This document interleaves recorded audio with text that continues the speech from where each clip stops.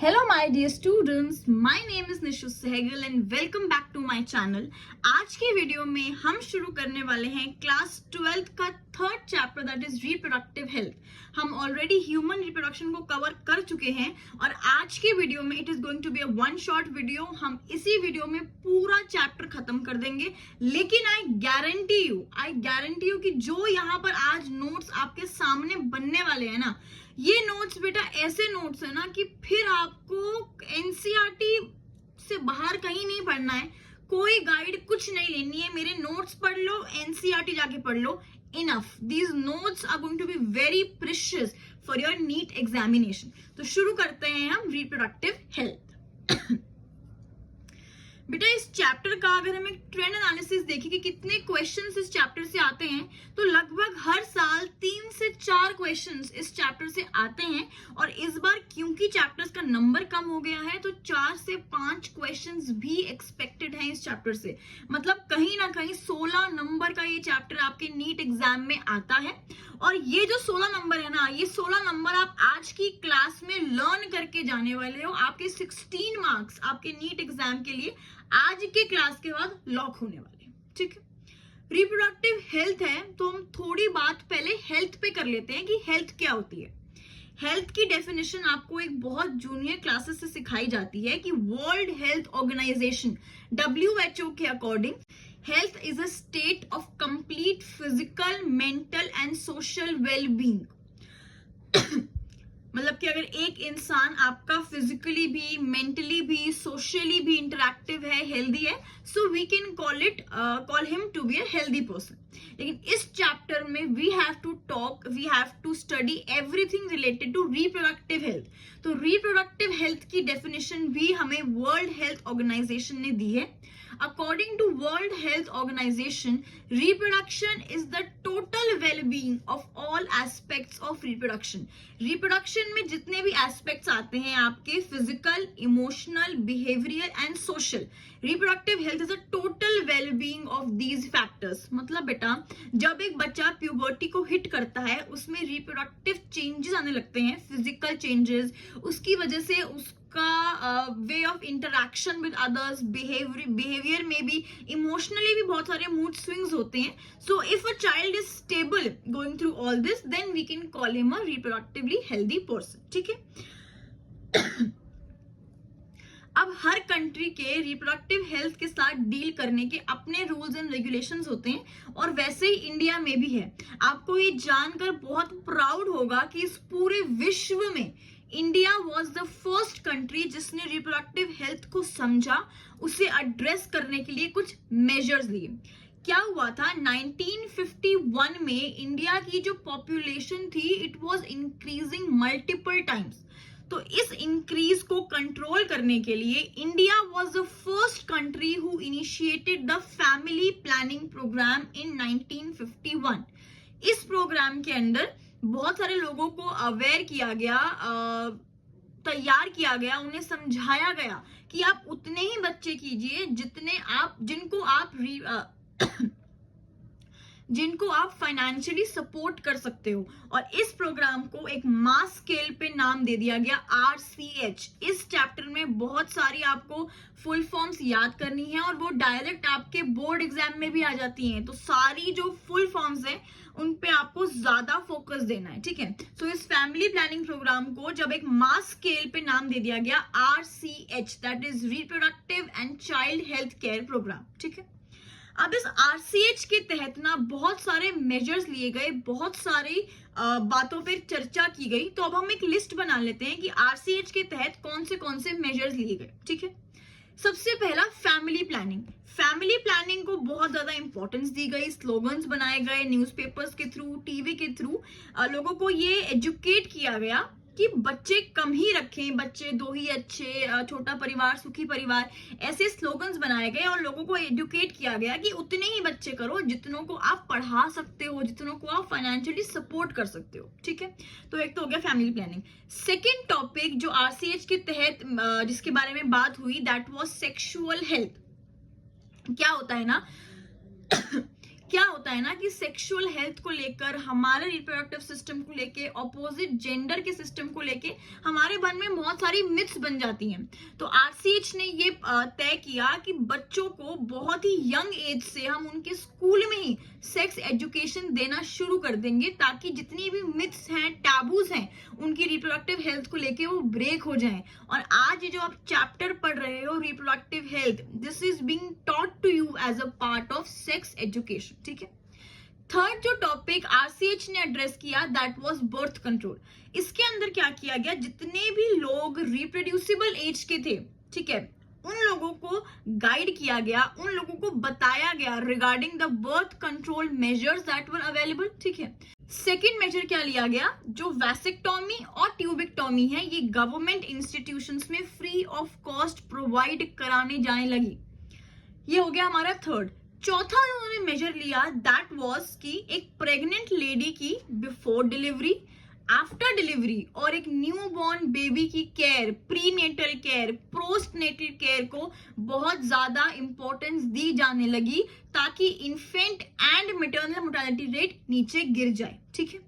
Next importance of breast feeding की एक बच्चे को 6 महीने तक उसकी माँ का दूध ही दिया जाए, इस बात की इंपॉर्टेंस भी फैलाई गई, ठीक है। उसके बाद बेटा आपकी एसटीडी अवेयरनेस, जितने भी सेक्सुअली ट्रांसमिटेड डिजीजेस हैं उसके लिए अवेयरनेस फैलाई गई। सेक्सुअली रिलेटेड क्राइम जितने भी हो रहे थे उनको फास्ट ट्रैक कोर्ट में डाला गया, ताकि जल्द से जल्दी जस्टिस मिल जाए।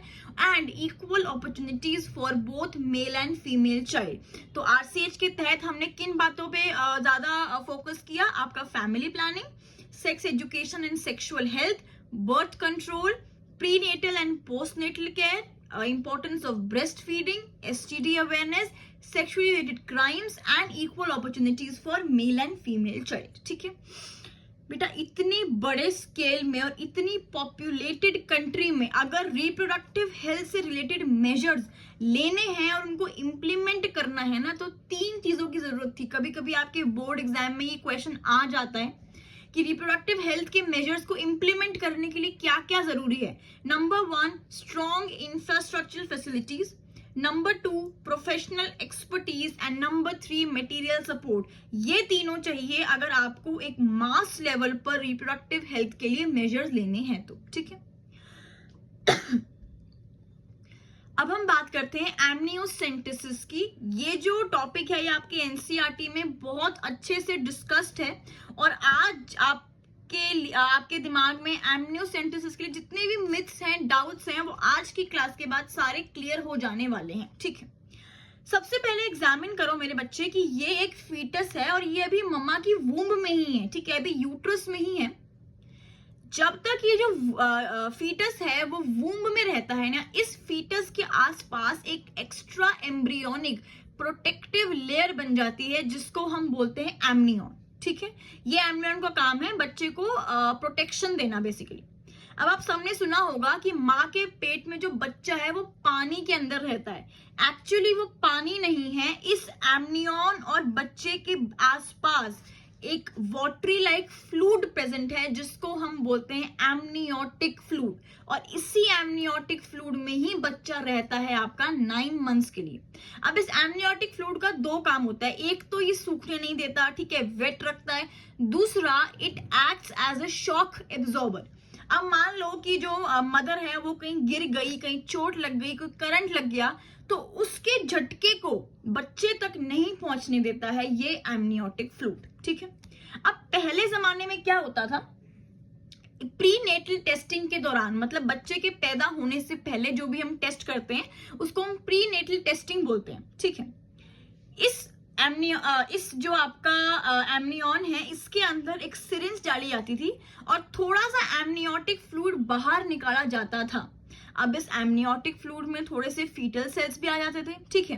ये फीटल सेल्स को इनके क्रोमोसोम की कैरियोटाइपिंग करके हम पता लगाते थे कि बच्चे को कहीं कोई क्रोमोसोमल डिसऑर्डर तो नहीं है, जैसे कि आपका haemophilia, sickle cell anaemia, Klinefelter syndrome, Turner syndrome, Down syndrome, ठीक है। लेकिन अगर क्रोमोसोम का पता चल गया तो of course we can determine the sex of the child also. तो इस एमनियोटिक फ्लूइड की मदद से बच्चे का जेंडर भी पता चलने लगा। एंड यू ऑल नो कि अभी कुछ रिसेंट टाइम्स तक भी इंडियंस की ऐसी मेंटालिटी है कि फीमेल चाइल्ड को हम पैदा नहीं होने देंगे। तो जब पेरेंट्स को पता चलता था कि जो बेबी है that is going to be born वो फीमेल है, तो वो उसको अबॉर्ट कर देते थे, उसको पैदा ही नहीं होने देते थे। मतलब कि जो एमनियोटिक फ्लूइड, जो काम अच्छी चीज के लिए होना चाहिए था कि ये पता चल जाए कि बच्चे को कोई क्रोमोसोमल डिसऑर्डर तो नहीं है, वो काम अब गलत चीज के लिए होने लगा, फीमेल फीटिसाइड बढ़ने लगा। And because of this amniocentesis is now ban in India. It is ban in India. एक चीज और बेटा, एमनियोसेंटेसिस की मदद से सिर्फ और सिर्फ क्रोमोसोमल डिसऑर्डर का ही पता लग सकता है। कोई भी नॉन क्रोमोसोमल बीमारी, आपकी जॉन्डिस, फीवर, निमोनिया, ये आपका एमनियोसेंटेसिस से पता नहीं चलता है। Okay, next topic that we have to deal is population explosion. अगर हम वर्ल्ड पॉपुलेशन की बात करते हैं तो वर्ल्ड की पॉपुलेशन 1900 में वाज 2 बिलियन, ठीक है। 2000 में after 100 years this population increase to 6 billion और अभी 2011 में this population was recorded as 7.2 billion. ये तो हो गई हमारी वर्ल्ड की पॉपुलेशन की बात। अब अगर हम इंडिया की पॉपुलेशन की बात करते हैं तो इंडिपेंडेंस के टाइम पे 1947 में इंडिया की पॉपुलेशन वाज 350 मिलियन, लेकिन 2011 में when the world population was 7.2 billion, अकेले इंडिया की पॉपुलेशन was 1.6 बिलियन। तुम सोच सकते हो, मतलब कि इतनी ज्यादा पॉपुलेशन बढ़ गई इंडिया की कि every 6th person now in the world is Indian, और India has now surpassed China to become the most populous country in the whole world. ये एक ऐसी रेस है बेटा जिस रेस में कोई भी कंट्री जीतना नहीं चाहती है, क्योंकि इतने लोगों को संभालना, खाना देना, पानी देना, it is very difficult task, ठीक है। अब हम पहले बात करते हैं कि इतना ज्यादा पॉपुलेशन एक्सप्लोजन क्यों हुआ। देखो बेटा, सबसे पहले यू ऑल नो कि India has now become an advanced country, ठीक है। जितनी भी एडवांस्ड मेडिकल फैसिलिटीज बाहर की कंट्रीज में अवेलेबल है, उतनी ही या उससे बेटर आज के टाइम पे इंडिया में अवेलेबल है। तो सबसे पहले तो बेटर हेल्थ फैसिलिटीज के कारण लोग मरना कम हो गए। Second, prenatal and postnatal care was improved, जिसकी वजह से infant and maternal mortality rate was decreased. Better living conditions हो गई, लोगों को सैनिटेशन के बारे में पता चला, they started maintaining hygiene. And fourth is people in the reproducible age increase. Reproducible age में जितने ज्यादा लोग होंगे उतने ज्यादा बच्चे पैदा होंगे, जाहिर सी बात है। तो ये सारी कंडीशंस की वजह से इंडिया की population started increasing multiple times. अब यहाँ पे एक सवाल है कि चलो माना पॉपुलेशन तो बढ़ रही है, तो इसमें क्या दिक्कत है? अच्छी बात है, एक कंट्री ज्यादा लोग होंगे, ठीक है, तो इसमें प्रॉब्लम क्या है? पॉपुलेशन बढ़ रही है तो बेटा अगर इतने अलार्मिंग रेट पे पॉपुलेशन बढ़ती है तो जो बेसिक रिक्वायरमेंट्स है ना, खाना, कपड़ा, घर, फूड, क्लोथिंग एंड शेल्टर, वो भी स्कार्स हो जाएगा। सो इतने अलार्मिंग रेट पे पॉपुलेशन का बढ़ना is dangerous for any country. अब गवर्नमेंट ने ये बात नोटिस करी कि भाई ये तो दिक्कत हो रही है, बहुत ज्यादा रेट पे पॉपुलेशन बढ़ रही है, हमें क्या करना चाहिए। So government took 4 control measures in order to control the population explosion. सबसे पहले तो अवेयरनेस फैलाई गई रिगार्डिंग फैमिली प्लानिंग, ठीक है, कि आप अपने परिवार को छोटा रखिए, ठीक है, कम रखिए, कम बच्चे पैदा कीजिए, उतने ही कीजिए जितने आप लोग संभाल सकते हैं, फाइनेंशियली सपोर्ट कर सकते हैं। Second measure that was taken was legal age of marriage was increased. पहले क्या होता था, बाल विवाह का प्रचलन था, आपको पता है, लेकिन अब गवर्नमेंट की तरफ से फीमेल की लीगल मैरिजेबल एज इज 18 और मेल की legal marriageable age was increased to 21, ठीक है। थर्ड बेटा, अवेयरनेस फैलाई गई रिगार्डिंग कॉन्ट्रोसेप्टिव्स, जो भी बर्थ कंट्रोल मेजर्स अवेलेबल थे उनको यूज करने के लिए लोगों को अवेयर किया गया। और fourth, incentives were given to small families. ज्यादातर गाँव में होता है कि जो छोटे परिवार होते हैं, जो लोग ये बात समझते हैं कि कम बच्चे पैदा करने चाहिए, गवर्नमेंट उनको इंसेंटिव्स भी देती है, कुछ पैसे भी देती है, ताकि वो और ज्यादा मोटिवेट हो जाए टू कीप स्मॉल फैमिलीज। ठीक है, अब हम चलते हैं इस चैप्टर के सबसे इंपॉर्टेंट पार्ट की तरफ, दैट इज कॉन्ट्रासेप्शन। और नीट में बेटा सबसे ज्यादा क्वेश्चंस आपके कॉन्ट्रासेप्शन वाले टॉपिक में से ही आते हैं। Now what is contraception? क्या है contraception? Contraception are the methods to prevent unwanted pregnancies. कोई ऐसे मेथड्स जो आपको अनवांटेड प्रेगनेंसी रोकते हैं, उन्हें हम बोलते हैं कॉन्ट्रासेप्शन। बहुत सारे कॉन्ट्रासेप्टिव्स आपके मार्केट में अवेलेबल हैं, हम एक एक करके पढ़ेंगे। लेकिन सबसे पहले हमें पता होना चाहिए कि क्या हर कॉन्ट्रासेप्टिव जो मार्केट में ये बोल के बिकता है कि this prevents your pregnancy, reduces the chance of getting pregnant, क्या वो यूजेबल है, क्या वो आइडियल है? नहीं बेटा। एक कॉन्ट्रासेप्टिव को आइडियल कॉन्ट्रासेप्टिव होने के लिए 6 कंडीशंस को मीट करना पड़ता है। ठीक है, सबसे पहले तो इजीली अवेलेबल होना चाहिए। आप कहीं भी रहते हो, गांव में, कस्बे में, झोपड़ी में, आपको वो कॉन्ट्रासेप्टिव इजीली मिल जाना चाहिए। Number 2, it should be user friendly. ऐसा नहीं हो रहा है कि यूजर उसको यूज ही नहीं कर पा रहा है, इतना मुश्किल है उसको यूज करने का तरीका। सो यूजर फ्रेंडली होना चाहिए। Number 3, effective. ऑब्वियसली आप उसको यूज कर रहे हो तो उसको अच्छे से इफेक्टिव रिजल्ट्स भी देने चाहिए।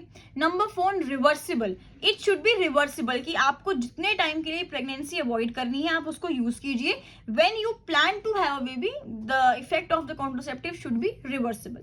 5th बेटा, उसके जो साइड इफेक्ट्स है ना वो ऑलमोस्ट निल होने चाहिए। ठीक है, अगर आप एक अच्छी चीज कर रहे हो तो ऐसा नहीं होना चाहिए कि वो बॉडी के किसी और जगह जाके अपना साइड इफेक्ट दिखा रहा है, तो उसके साइड इफेक्ट्स निल होने चाहिए। And finally 6th is the contraceptive should not interfere with the sexual drive of the user. तो ये 6 कंडीशंस अगर एक कॉन्ट्रासेप्टिव मीट कर रहा है, then we call it to be an ideal contraceptive. ठीक है, अब हम चलते हैं towards the methods of contraceptive. एक एक मेथड को, उसके मोड ऑफ एक्शन को अच्छे से समझना है, क्योंकि अगेन आई एम रिपीटिंग, सबसे ज्यादा क्वेश्चंस इसी टॉपिक में से आपके नीट एग्जाम में आते हैं। ठीक, first method of contraceptive is natural methods या फिर ट्रेडिशनल मेथड्स। इसको हम नेचुरल मेथड इसीलिए बोलते हैं क्योंकि इस केस में कोई भी पिल या कोई भी डिवाइस का यूज नहीं होता है। ठीक है, सबसे पहला नेचुरल मेथड है कैलेंडर मेथड, या फिर हम इसको पीरियोडिक एब्स्टिनेंस या फिर रिदम मेथड भी बोलते हैं। ठीक है, कैलेंडर मेथड और पीरियोडिक एब्स्टिनेंस और रिदम मेथड। इस मेथड में क्या होता है कि ऐसा बोला गया है कि फीमेल का जो फर्टाइल पीरियड है, उस पीरियड में सेक्सुअल इंटरकोर्स अगर अवॉइड किया जाए तो there are very less chances of that female getting pregnant. ठीक है, अब भाई फीमेल का क्या कोई फिक्स्ड फर्टाइल पीरियड है? क्या यही है कि 1 से 10 है या कुछ नहीं? A female has to calculate her fertile period. वो कैसे है मैं आपको समझाती हूँ। फॉर एग्जाम्पल, एक फीमेल है जिसकी 28 डेज की साइकिल है। ठीक है, तो अप्रोक्सीमेटली 14th डे के आसपास ओवा आएगा, राइट। डे प्लस माइनस भी हो सकता है, मतलब 12th डे पे भी आ सकता है और 16th डे पे भी ओवा आ सकता है। अब एक जो ओवा जो बनता है, it can be alive, it can live up to only 1 day, 24 hours. ठीक है, और जो स्पर्म है वो फीमेल के रिप्रोडक्टिव सिस्टम में 2 से 3 दिन तक जिंदा रह सकता है। अब मान लो 10 तारीख को स्पर्म आया, ठीक है, तो वो तो 12 तारीख को इजीली ओवा को फर्टिलाइज कर देगा, या फिर 15 तारीख को स्पर्म आया तो वो तो इजीली 17 तारीख को जाकर ओवा को फर्टिलाइज कर देगा, राइट। तो 10 से 17, 10 to 17 ये जो पीरियड है ये एक फीमेल में फर्टाइल पीरियड माना जाता है। सो इस पीरियड के बीच में sexual intercourse should be avoided. अब ये जो मेथड है it is not fully effective, क्योंकि जो साइकिल है वो हर फीमेल में हर मंथ वेरिएबल होती है, तो फर्टाइल पीरियड भी हर मंथ वेरिएबल होगा। So it is not a very reliable method. ठीक है, सेकेंड इज कोइटस इंटरप्टस और विड्रॉल मेथड। इस मेथड में क्या होता है, just before ejaculation, when 2 partners are having sexual intercourse, just before ejaculation the male partner pulls off his penis। इस method को हम बोलते हैं कोइटस इंटरप्टस और विड्रॉल मेथड, ठीक है। मतलब जो इजैक्यूलेशन है अगर वो फीमेल के अंदर नहीं होता है तो ऑब्वियसली प्रेगनेंसी के कोई चांसेस नहीं होते हैं, लेकिन दिस मेथड के जो चांसेस ऑफ फेलियर हैं वो वेरी हाई हैं, क्योंकि बेटा इस काम को करने के लिए मेल पार्टनर में बहुत ज्यादा सेल्फ कंट्रोल होना चाहिए। दूसरी चीज, जो प्री इजैक्यूलेटरी फ्लूइड निकलता है, मतलब इजैक्यूलेशन से पहले भी मेल एक फ्लूइड प्रोड्यूस करते हैं, उस फ्लूइड में भी कुछ स्पर्म्स प्रेजेंट होते हैं, तो वो स्पर्म जाके भी ओवा को फर्टिलाइज कर सकते हैं। So this method is also not reliable. Third natural method is lactational amenorrhoea. Lactation आप सबको पता है breastfeeding, and amenorrhoea I told you absence of menstruation. मतलब जिस पीरियड में फीमेल लैक्टेट करती है, ब्रेस्ट फीड करती है, उस 6 महीने तक, ठीक है, this method is only effective up to 6 months, उन 6 महीनों तक प्रेगनेंसी होने के चांसेस ऑलमोस्ट निल होते हैं। क्यों, ऐसा क्यों होता है? यू ऑल नो कि मिल्क फॉर्मेशन का जो हार्मोन है वो है प्रोलैक्टिन, ठीक है। पहले 6 महीने मिल्क प्रोड्यूस करने के लिए प्रोलैक्टिन का लेवल फीमेल की बॉडी में बहुत ज्यादा बढ़ जाता है। ये प्रोलैक्टिन एफएसएच को नेगेटिव फीडबैक देता है कि भाई अभी मेरा काम है, अभी मैं अपना काम करूंगा, तू मत आ। तो डेफिनेटली एफएसएच नहीं होगा तो ओव्यूलेशन नहीं होगी, ओव्यूलेशन नहीं होगी तो प्रेगनेंसी के कोई चांसेस ही नहीं है। लेकिन ऐसा नहीं है कि ये फीमेल 2 साल तक लैक्टेट कर रही है तो आप 2 साल तक इस पीरियड को सेफ पीरियड मानोगे, नहीं। After parturition only up to 6 months lactational amenorrhoea ये जो मेथड है ये इफेक्टिव है, ठीक है। तो नेचुरल कौन से 3 मेथड्स हैं आपके? एक हो गया आपका रिदम मेथड या फिर periodic abstinence, second is coitus interruptus, and third is lactational amenorrhoea, ठीक है। Second type of contraceptive methods that we will be studying is the barrier methods, ठीक है। बैरियर मेथड आपको नाम से ही पता चल जाना चाहिए कि दीवार बन के खड़ा है ये। सो इसका मोड ऑफ एक्शन है कि it prevents physical meeting of sperm and the ovum by creating a barrier. दीवार बन के खड़ा हो जाता है, इसलिए स्पर्म और ओवम मीट ही नहीं कर पाते हैं, ठीक है। First type of barrier method is your condoms, ठीक है। ये जो कॉन्डम्स हैं ये मेड अप ऑफ रबर और लैटेक्स शीट टाइप के बने होते हैं।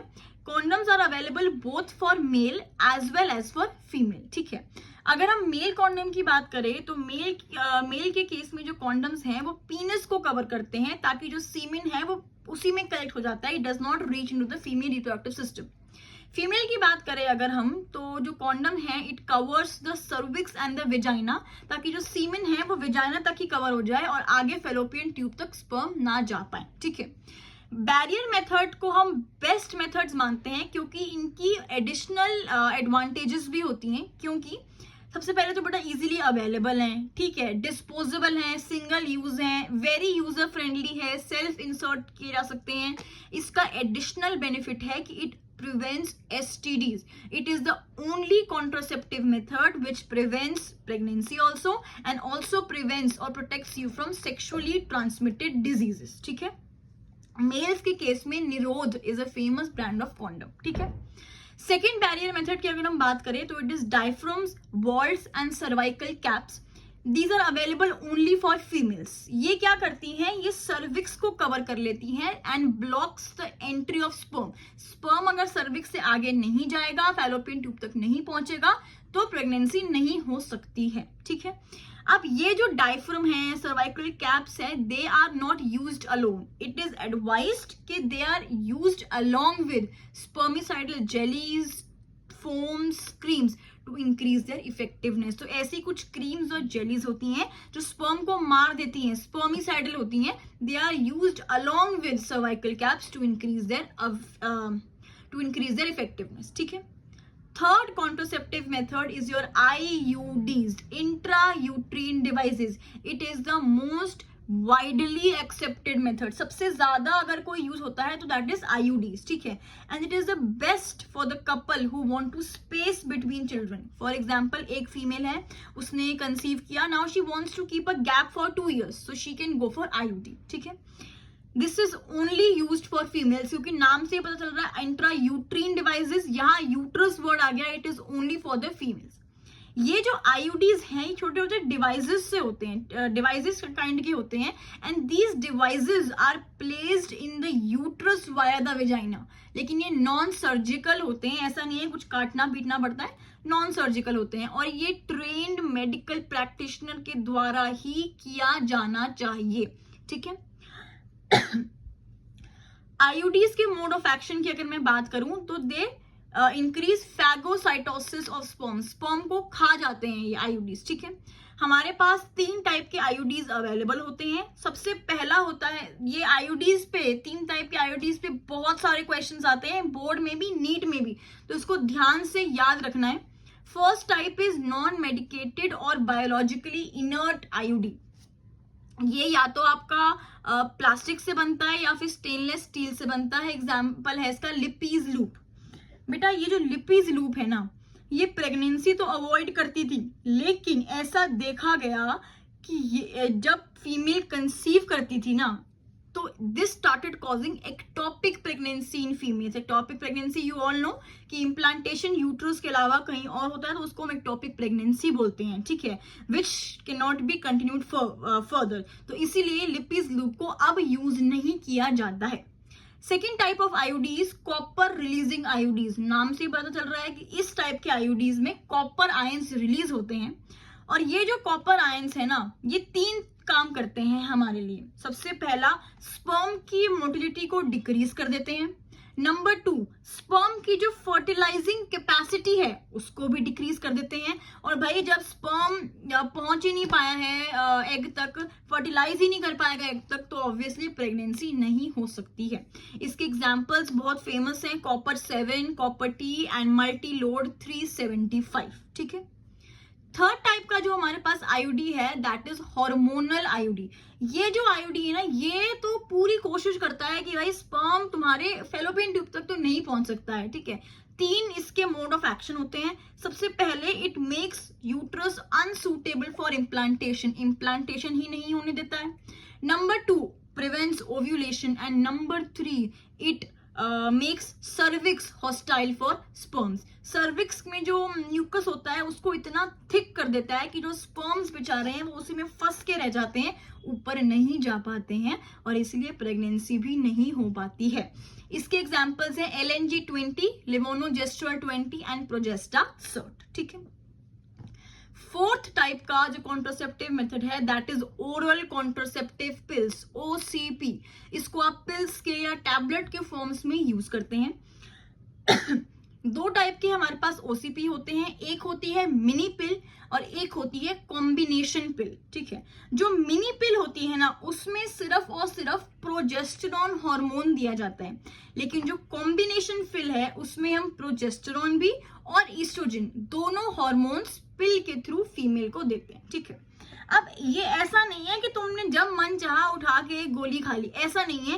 इन OCPs को लेने का एक पूरा शेड्यूल होता है, और आपके बोर्ड एग्जाम में इस शेड्यूल के ऊपर बहुत बार क्वेश्चन आते हैं, तो इस शेड्यूल को अच्छे से समझ लेना, ठीक। मान लो ये आपकी एक 28 डेज की साइकिल है, आपको ये मेडिसिन लेना स्टार्ट करना है from the 5th day of menstruation, और ये आपको लगातार 21 डेज तक लेनी है। मंथ के फर्स्ट डे से लेके आपको 21st डे तक ये मेडिसिन लेनी है। फिर आपको ये 7 डेज का गैप छोड़ना है जिसके बीच में आपकी मेंस्ट्रुअल साइकिल होगी, और दोबारा आपको आफ्टर मेंस्ट्रुअल साइकिल आपको ये मेडिसिन फिर से 21 डेज के लिए लेनी है, till the time you want to prevent pregnancy, ठीक है। समझ में आ गया? Starting from the first day आपको 21 डेज तक ये मेडिसिन लेनी है, उसके बाद 7 डेज का गैप रहेगा जितने भी टाइम के लिए आपकी मेंस्ट्रुएशन साइकिल चलेगी, then again you have to take it for the next 21 days, जब तक आपको प्रेगनेंसी अवॉइड करनी है, ठीक है। इसका मोड ऑफ एक्शन भी सिमिलर है हार्मोनल आईयूडीज के जैसा। It makes uterus unsuitable for implantation, number 2 prevents ovulation, number 3 makes the cervix hostile to the sperms, ठीक है। अब बेटा ऐसा देखा गया और ऐसा सबको पता भी है कि हार्मोन अगर यूज हो रहा है ना, तो मतलब कहीं ना कहीं इफेक्ट, कहीं ना कहीं ये जाकर दूसरी जगह इफेक्ट करेगा फीमेल को, ठीक है। इसीलिए CDRI central drug research institute जो कि लखनऊ में है, वो वर्ल्ड का पहला ऐसा इंस्टीट्यूट है जिसने non steroidal non hormonal contraceptive पिल निकाली है। इस पिल का नाम है सेंट क्रोमैन, लेकिन मार्केट में इसको हम सहेली के नाम से देखते हैं, ठीक है। सेंट क्रोमैन इसका ओरिजिनल नाम है, लेकिन मार्केटेड बाय सहेली, ठीक है। इस सेंट क्रोमैन पिल में ना कोई स्टेरॉइड है और ना ही कोई हार्मोन है, और एक और इसका इफेक्ट है, ये सिर्फ आपको हफ्ते में एक बार लेनी है, वंस अ वीक पिल है, तो भाई काम भी आसान हो गया, है ना। इसका मोड ऑफ एक्शन थोड़ा सा अलग है। ईस्ट्रोजन तो नहीं है इसके अंदर, लेकिन ये ईस्ट्रोजन रिसेप्टर्स को ब्लॉक कर देता है। अगर ईस्ट्रोजन ही नहीं निकलेगा बॉडी से तो ओव्यूलेशन नहीं होगी, और जाहिर सी बात है ओव्यूलेशन नहीं होगी तो प्रेगनेंसी नहीं हो सकती है। तो आपको ये सहेली के बारे में जरूर याद रखना है, नीट में इस पे एक आधा क्वेश्चन आपको मिल जाएगा, ठीक है। Talk about the fifth method of contraceptive, that is injections और इम्प्लांट्स। अब प्रोजेस्ट्रॉन और ईस्ट्रोजन के कॉम्बिनेशन को या तो आप फीमेल को दे दो थ्रू इंजेक्शन, ठीक है, उस इंजेक्शन का नाम यूजुअली होता है डेपो प्रोवेरा, ठीक है, या तो आप भैया इम्प्लांट लगा दो। एग्जाम्पल नॉरप्लांट करके कैप्सूल आती है, उसको हम फीमेल की स्किन में प्लेस करते हैं, दिस इज नॉन सर्जिकल। लेकिन इस इम्प्लांट और इंजेक्शन का जो इफेक्टिविटी पीरियड है ना, वो ओरल कॉन्ट्रासेप्टिव पिल से ज्यादा होता है, ठीक है। नेक्स्ट हमारे पास एक टर्म है इमरजेंसी कॉन्ट्रासेप्टिव्स। नाम से पता चल रहा है भैया आपको कि सिर्फ और सिर्फ इमरजेंसी में ही यूज करना चाहिए। मान लो कि आप कोई पार्टनर है, कोई पार्टनर्स हैं, उन्होंने कॉन्ट्रासेप्टिव डिवाइस यूज किया, लेकिन वो कॉन्ट्रासेप्शन फेल हो गया और प्रेगनेंसी हो गई, तो हम ये इमरजेंसी कॉन्ट्रासेप्टिव यूजुअली ये पिल के फॉर्म में आते हैं। इस पिल में आपका प्रोजेस्टेरॉन और ईस्ट्रोजन का कॉम्बिनेशन होता है। ये पिल आपको 72 आवर्स ऑफ सेक्सुअल कॉन्टैक्ट के अंदर लेनी है, अदरवाइज फिर ये पिल काम नहीं करेगी। सेक्सुअल कॉन्टैक्ट के 72 आवर्स के अंदर ही आपको ये पिल कंज्यूम करनी है। लेकिन ध्यान रहे, this should not be made a practice, क्योंकि ये फ्यूचर नॉर्मल प्रेगनेंसीज में बहुत ज्यादा प्रॉब्लम क्रिएट करती है। तो सिर्फ और सिर्फ इमरजेंसी कंडीशंस में ही इमरजेंसी कॉन्ट्रासेप्टिव्स को यूज किया जाना चाहिए, ठीक है। सेवेंथ और लास्ट जो हमारा कॉन्ट्रासेप्टिव है दैट इज सर्जिकल मेथड्स और स्टेरिलाइजेशन, इसको हम स्टेरिलाइजेशन भी बोलते हैं। ये हमारा टर्मिनल मेथड है कि भाई अब अगर बाकी जो सारे मेथड्स है ना वो रिवर्सिबल हैं, कि आपको अगर प्रेगनेंसी कुछ टाइम के लिए अवॉइड करनी है तो you can use those methods. लेकिन अगर आपको परमानेंट टर्मिनल अगर कोई मेथड यूज करना है कि you do not want any more pregnancies further, then you can go for these surgical methods. इनका मोड ऑफ एक्शन क्या है कि they prevent gamete transfer, gamete ही ट्रांसफर नहीं होगा अगर फीमेल तक, ठीक है, तो ऑफकोर्स प्रेगनेंसी नहीं हो सकती है। तो ये मेल्स के लिए भी अवेलेबल है, फीमेल्स के लिए भी अवेलेबल है। मेल के केस में हम इसको वैसेक्टोमी बोलते हैं। वैसेक्टोमी में क्या होता है, मान लो कि ये तुम्हारा स्क्रोटम है और इस स्क्रोटम से तुम्हारी वास डिफरेंस निकल रही है।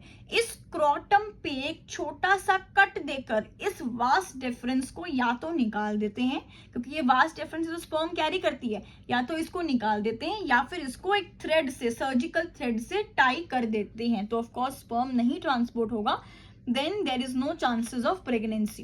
फीमेल्स के केस में इसको हम ट्यूबिक्टोमी बोलते हैं। फीमेल्स में क्या होता है, फैलोपियन ट्यूब पे एक छोटा सा कट लगाकर आप फैलोपियन ट्यूब्स को या तो टाई कर देते हो या फिर उसको आप फैलोपियन ट्यूब को टाई कर देते हो। तो ऑफ कोर्स जो ओवा है वो नहीं बनेगा and then there will be no chances of pregnancy. तो ये है हमारे पास हमारे कॉन्ट्रासेप्टिव मेथड्स। इन कॉन्ट्रासेप्टिव मेथड से जरूर एक क्वेश्चन आपके नीट एग्जाम में आएगा, सबसे ज्यादा फोकस आपको इन्हीं पर देना है, ठीक है।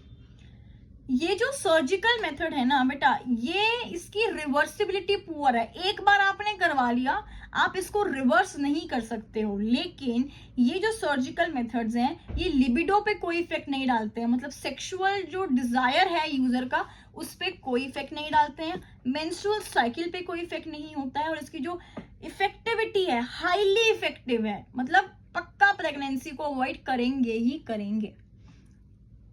अब बेटा तुम्हें पता है कि कुछ भी अगर आप नेचर के अगेंस्ट जाके करते हो ना, तो वो कहीं ना कहीं तो इफेक्ट डालता ही है, ठीक है। These are all anti natural methods.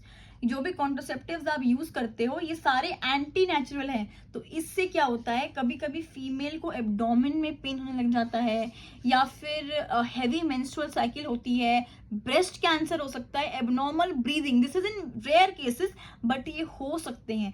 इसीलिए इट इज ऑलवेज एडवाइज्ड कि जो भी कॉन्ट्रासेप्टिव्स हैं आप उसको इमरजेंसी में ही यूज करें। ऐसा नहीं है कि आप उसको एक हैबिट बना ले, डेली बेसिस पे आप उसको यूज कर रहे हैं, नहीं, आप इमरजेंसी में ही कॉन्ट्रासेप्टिव्स को यूज करें। Okay, next topic is MTP, that is medical termination of pregnancy. भाई नाम से ही पता चल रहा है कि मेडिकली आप अपनी प्रेगनेंसी को खत्म करते हो, टर्मिनेट करते हो, तो उसको हम बोलते हैं MTP। ये बेटा इंटेंशनल टर्मिनेशन है कि फॉर एग्जाम्पल मान लो कि आपका कॉन्ट्रासेप्टिव फेल हो गया रेप विक्टिम्स में, या फिर जो बेबी है उसको कोई सीवियर डिसऑर्डर है, या फिर अगर आप प्रेगनेंसी कंटिन्यू करते हो तो मदर की हेल्थ पे बहुत इफेक्ट डालेगा। तो ऐसे केसेस में जो डॉक्टर हैं वो एडवाइस करते हैं कि you go for medical termination of pregnancy, ठीक है। बेटा इंडिया में MTP वॉज लीगलाइज्ड इन 1971। ये लीगल हो गया था 1971 में, लेकिन क्या हुआ, ऐसा देखा गया कि जब एमनियोसेंटेसिस की मदद से पता लगता था कि भाई चाइल्ड इज अ फीमेल, तो उसको MTP कराकर अबॉर्ट कर दिया जाता था।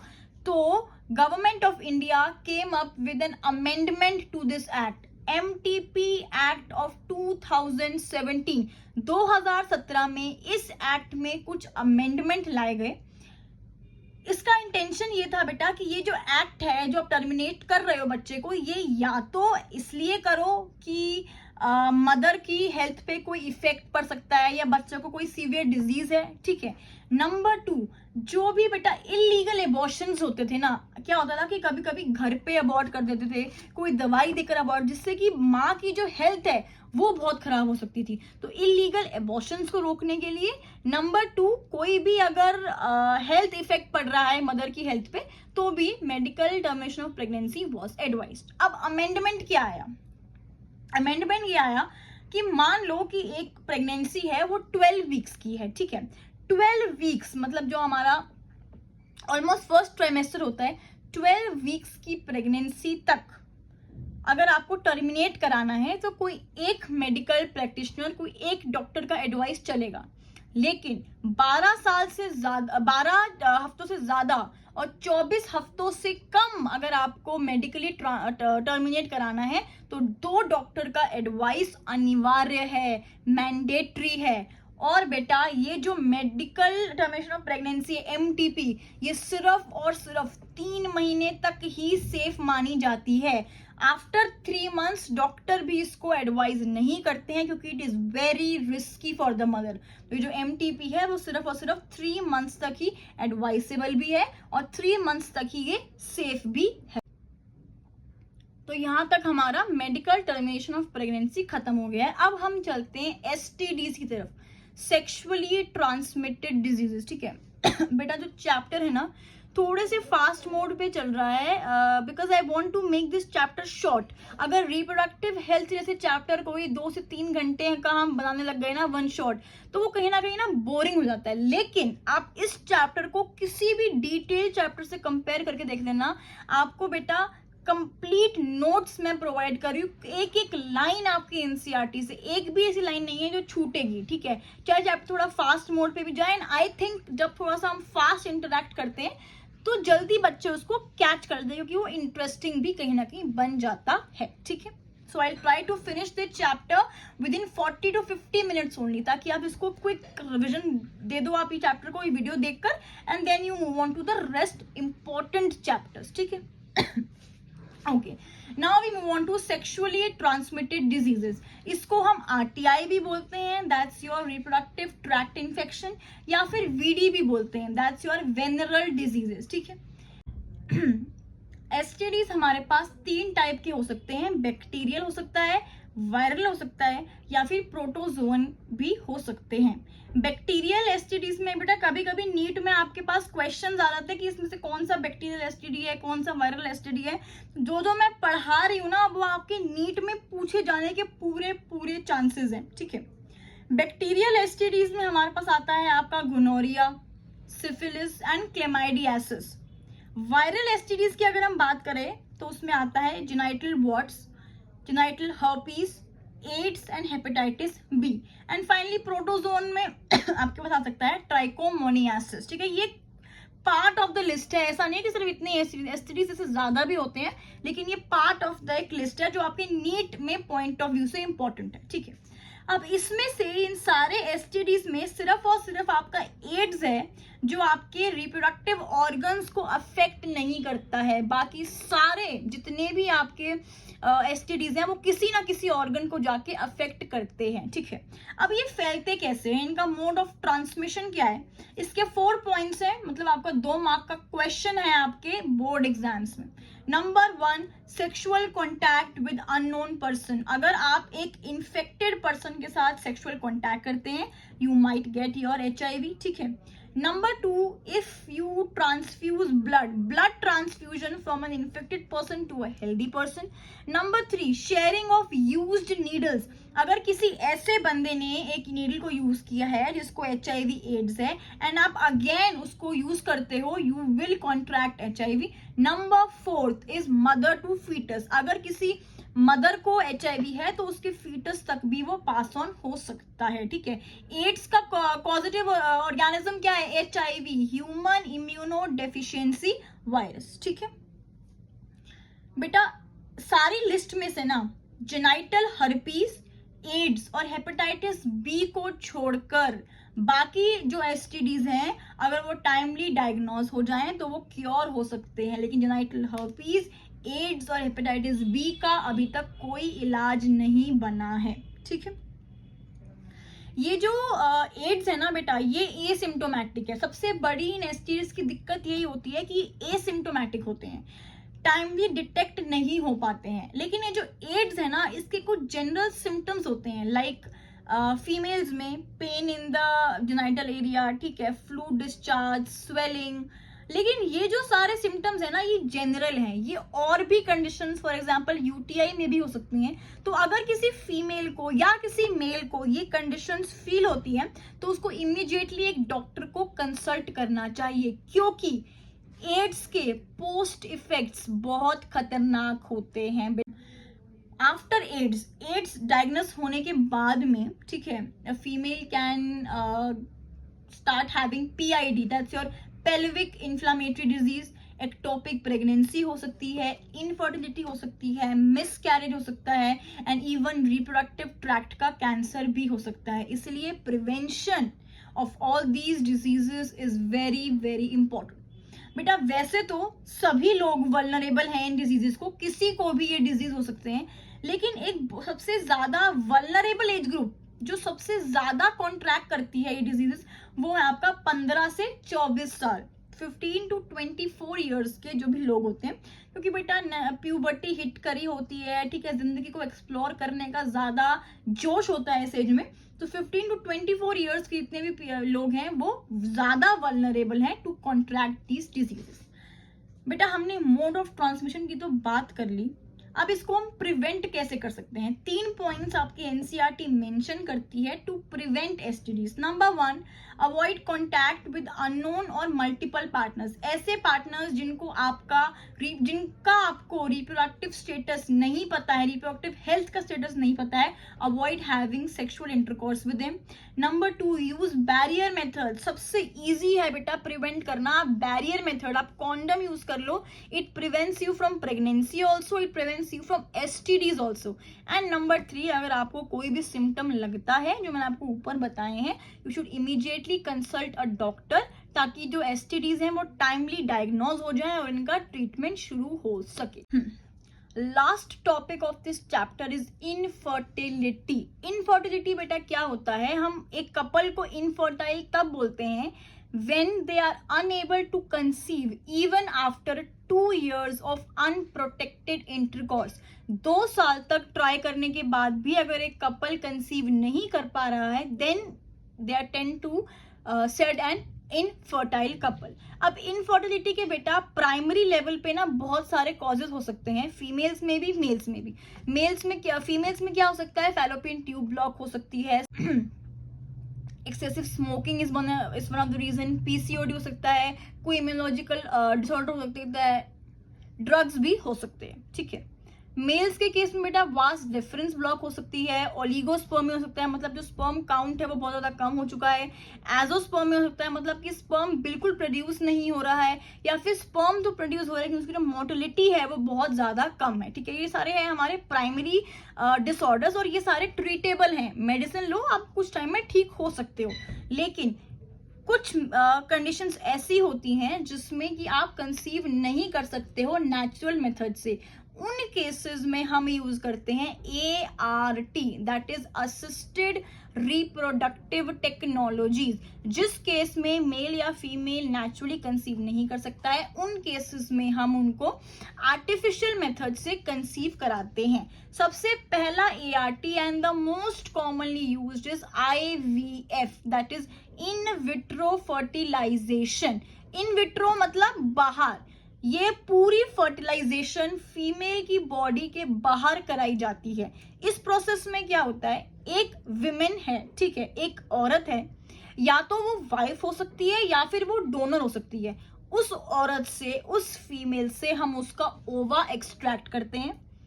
ऐसे ही एक मेल है, ठीक है, या तो वो हस्बैंड हो सकता है या फिर वो डोनर भी हो सकता है, उससे हम उसका स्पर्म एक्सट्रैक्ट करते हैं. अब इस ओवा और स्पर्म को हम एक टेस्ट ट्यूब में छोड़ देते हैं under stimulated laboratory conditions to fuse. ठीक है. मतलब फ्यूजन हुई, फर्टिलाइजेशन हुई, जाइगोट भी बनेगा. तो ये जो जाइगोट है ये उसी टेस्ट ट्यूब में बनता है. मतलब पूरी फर्टिलाइजेशन जो है वो फीमेल की बॉडी के बाहर होती है, इसीलिए हम इसको बोलते हैं इन विट्रो फर्टिलाइजेशन. ठीक है.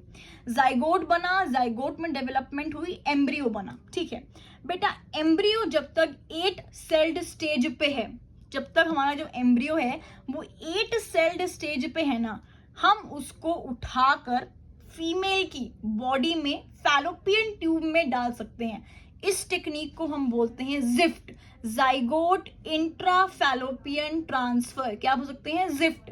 ये सिर्फ 8 सेल स्टेज के ही एम्ब्रियो तक बेटा काम कर सकता है. अगर एम्ब्रियो 8 सेल स्टेज से ज्यादा है या फिर 16 सेल्ड स्टेज का ब्लास्टोसिस्ट है ना, तो हम उसको उठाकर यूट्रस में प्लेस कर सकते हैं. इस टेक्निक को हम बोलते हैं IUT, इंट्रा यूट्रीन ट्रांसफर. ठीक है. तो इसमें हमें क्या पता चला, IVF, इन विट्रो फर्टिलाइजेशन. इसमें हम जो फीमेल है उसका ओवा लेकर, मेल का स्पर्म लेकर उसको पेट्री डिश में छोड़ते हैं फ्यूजन के लिए, जाइगोट बनता है. वो जाइगोट जब तक 8 सेल्ड स्टेज पे एम्ब्रियो पे है तो हम उसको फैलोपियन में ट्रांसफर करते हैं जिफ्ट के through. Zygote intra fallopian transfer. जब वो जो एम्ब्रियो है वो 16 सेल्ड स्टेज का होता है तो हम उसको यूट्रस में ट्रांसफर करते हैं, IUT, इंट्रा यूट्रीन ट्रांसफर. ठीक है बेटा. एक और टेक्निक होती है जिसको हम बोलते हैं गिफ्ट. ये वो तोहफे वाला गिफ्ट नहीं है, ये गिफ्ट है आपका गैमीट इंट्रा फैलोपियन ट्रांसफर. मान लो एक फीमेल है जिसकी फैलोपियन ट्यूब्स में कुछ प्रॉब्लम है, वो एग प्रोड्यूस नहीं कर पा रही है, लेकिन बाकी उसका यूट्रस भी ठीक है, सब कुछ ठीक है, मतलब she can handle the pregnancy. तो इस केस में हम क्या करते हैं कि एक हेल्दी फीमेल डोनर का ओवा लेकर हम उस फीमेल की, जो फीमेल ओवा प्रोड्यूस नहीं कर पाती है, उसकी फैलोपियन ट्यूब में हम प्लेस कर देते हैं. मतलब गैमीट इंट्रा फैलोपियन ट्रांसफर. ठीक है. ये जो टेक्निक है बेटा, ये आपकी IVF टेक्निक नहीं है. बाकी दोनों जिफ्ट भी और IUT, ये दोनों आपकी IVF टेक्निक्स हैं, लेकिन गिफ्ट जो है आपकी IVF टेक्निक नहीं है. क्यों? मैंने आपको बताया था कि आईवीएफ मतलब इन विट्रो फर्टिलाइजेशन, सारी फर्टिलाइजेशन फीमेल की बॉडी के बाहर होनी चाहिए। लेकिन गैमीट में तो हमने जब गैमीट ही फीमेल की बॉडी में प्लेस कर दिया तो स्पर्म आएगा और फीमेल की बॉडी में ही फर्टिलाइज कर जाएगा। तो इसलिए जो गिफ्ट है बेटा वो आईवीएफ टेक्निक नहीं है। नेक्स्ट जो हमारे पास एआरटी का मेथड है दैट इज आईसीएसआई, मतलब कि इंट्रा साइटोप्लाज्मिक स्पर्म इंजेक्शन। साफ बात चल रहा है नाम से ही कि स्पर्म का भैया इंजेक्शन देना है। फीमेल की फैलोपियन ट्यूब से हम ओवा निकालकर पेट्री डिश में रख लेते हैं और एक इंजेक्शन में, ठीक है, मेल के स्पर्म को भर लेते हैं और वो इंजेक्शन हम जाकर लगाते हैं फीमेल के ओवा पे। तो जो स्पर्म है वो फीमेल के ओवा में ट्रांसफर हो गए, फर्टिलाइजेशन हो जाएगी, तो जाइगोट बन जाएगा। इस जाइगोट को हम जाकर फीमेल के यूट्रस में प्लेस कर देंगे। हमने आईसीएसआई में क्या किया, फीमेल का ओवा पेट्री डिश में निकाला, स्पर्म का इंजेक्शन जाकर ओवा में लगा दिया, दोनों में फ्यूजन हो जाएगी, जाइगोट बन जाएगा। ये जाइगोट आप जाकर फीमेल के यूट्रस में प्लेस कर दो। लास्ट मेथड जो एआरटी का है दैट इज एआई। ये एआई वो आर्टिफिशियल इंटेलिजेंस वाला एआई नहीं है, ये एआई है बेटा आर्टिफिशियल इंसेमिनेशन। इंसेमिनेशन आपको ऑलरेडी पता है that the ability of male to ejaculate in the female, ठीक है।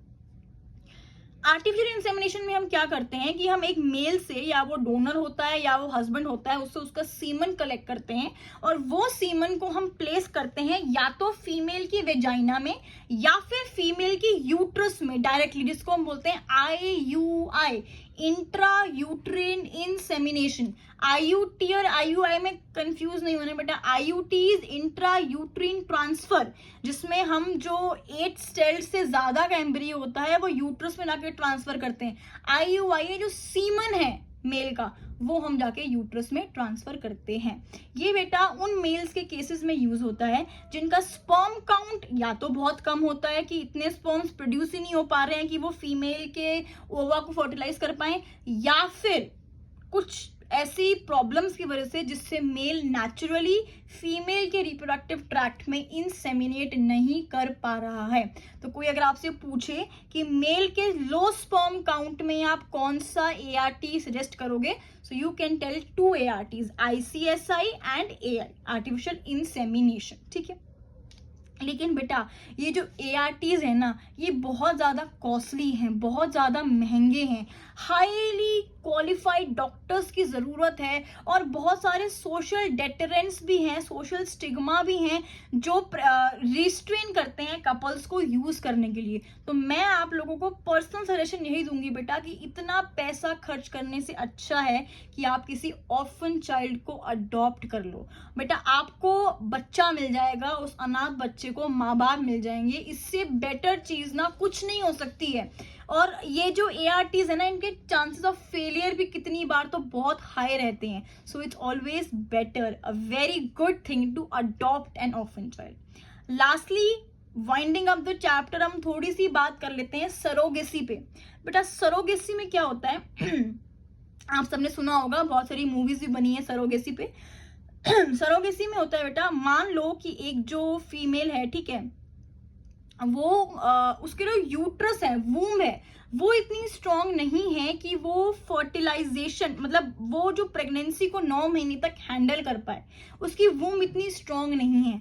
तो इस केस में हम क्या करते हैं, आईवीएफ टेक्निक से हम जाइगोट बना लेते हैं, ठीक है, और उस जाइगोट को हम एक थर्ड फीमेल सरोगेट मदर की यूट्रस में जाके प्लेस कर देते हैं और फिर अगले 9 मंथ्स तक वो सरोगेट मदर वो बेबी को कैरी करती है और 9 महीने के बाद वो जो बच्चा है वो उसके असली पेरेंट्स को दे देती है। लेकिन this technique is now banned in India, क्योंकि बेटा छोटे पुअर फैमिलीज की जो गर्ल्स थी उसने इसको एक तरह का बिजनेस बना लिया था। They used to take a lot of money, ठीक है, बच्चे को कैरी करने के लिए। तो surrogacy is now banned in India. So with this we wind up the chapter of reproductive health. I have tried to teach you this chapter at a fast mode.